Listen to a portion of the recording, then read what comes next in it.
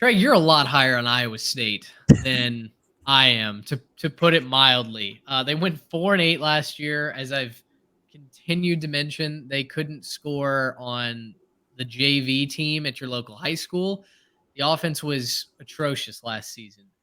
All 8 Mhm. losses, by the way, by double digits. Like when they lost, wait, No, that's incorrect. no, I'm sorry. I That's part of my point, sir. Well, my bad. That's an error in my notes, so I apologize for that. No, when you pull up the schedule, they had a lot of close losses. There it Other is. than that TCU, ignore the TCU game. They They were done. struggle. They were done by that one.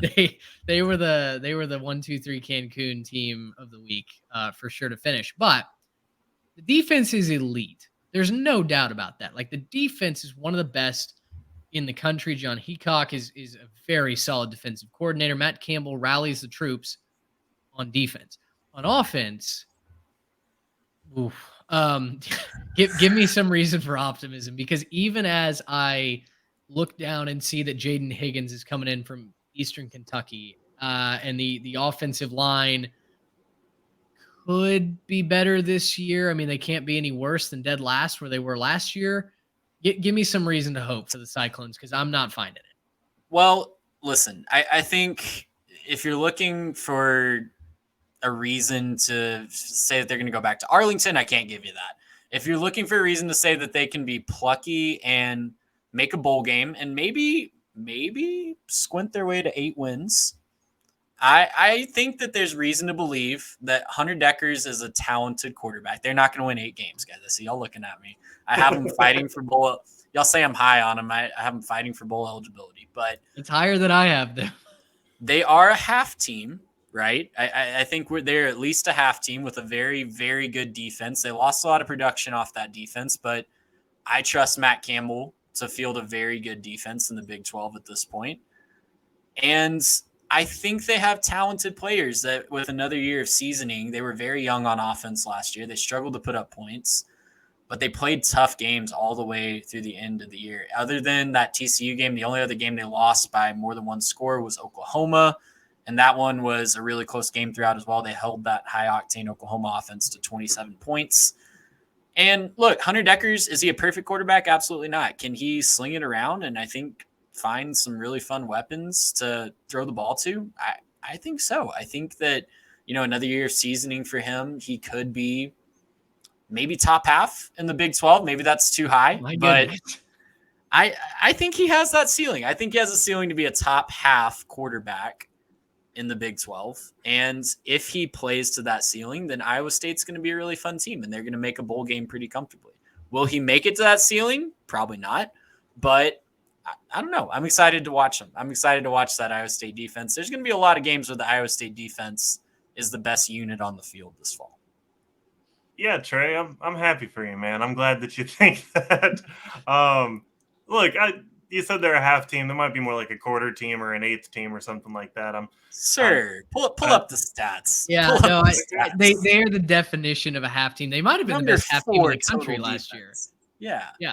No, I think I don't know. Turnover margin was awful too. Look at that turnover margin. Deckers just doesn't spaz out and turn the ball over a few fewer times. I'm thinking about that Texas game. They almost get fans and butts, man. It's fans and butts, I guess. That's all college football is that's all the Big 12 is if fans and butts. So I was gonna say I don't know about possibly. I'm just trying to have a little fun with the last. No, yeah, and we appreciate it, obviously. Like you said 8, and I was ready to just what, and so I don't know that 8 is a realistic number there for them. The schedule's not too bad. The schedule's okay. I don't know. It's not friendly either. The schedule may not be too bad, but Iowa State's not too good. So I'm not seeing it, man. I'm not seeing it. I hope that it works out well. And I'm the keeper of the hot takes over here, but I'm gonna let you keep that one. The thing about it for me this year is kind of wrapping some of it all looking big picture. When I look at the Big 12, I see a lot of really, really good teams in this conference, and I think that there's going to be some cannibalization. But there's going to be a lot of games that are going to be tune-up games, a lot of games that are going to be get-right games, neck crack games, whatever you want to call them. There's going to be a lot of those on the schedule for some of these top teams. The Kansas State's, Texas, Oklahoma, TCU, a lot of these teams are going to have opportunities between tough games to get things right, try new stuff, run up the score, things like that. I think Iowa State's going to be a little bit of cannon fodder for some of these teams this year. I have them at 2-10 as well. I think that's going to be a rough season for them. I think they'll win Northern Iowa and Ohio, but that's about where my optimism ends for them. So, wow. Thanks for playing. Sorry, Matt Campbell. I'll So you say think they this. go over in the Big 12? I do. There's a chance. There is a chance. Now I'll say this.